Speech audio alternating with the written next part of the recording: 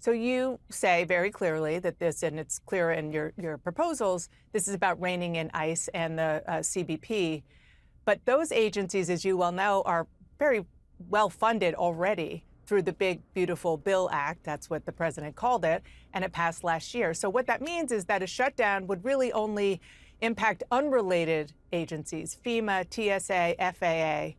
So how does pushing for these changes and potentially not getting there help rein in an immigration crackdown? Well, our plan is to get there on behalf of the American people. That's why we need to press forward aggressively and ensure that there are legislative changes enacted as part of any DHS spending bill, because that's the way that you change behavior. And these are common sense changes. Things like mandatory body cameras, judicial warrants should absolutely be required before ICE agents can storm private property and rip everyday Americans out of their homes in such a violent fashion.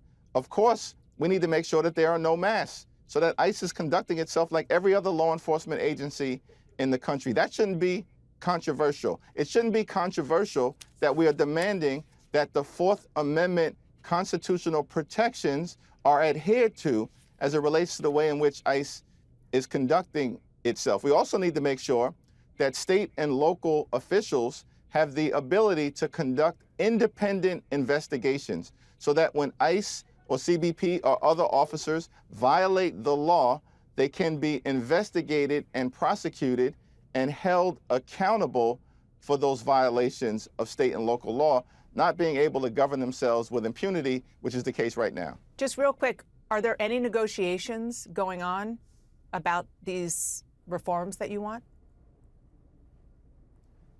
Unfortunately, we haven't heard back from the White House or Mike Johnson or Speaker or Leader Thune in terms of the demands that we've put on the table, common sense demands on behalf of the American people. And so in our view, the ball is in the court right now of the Republicans.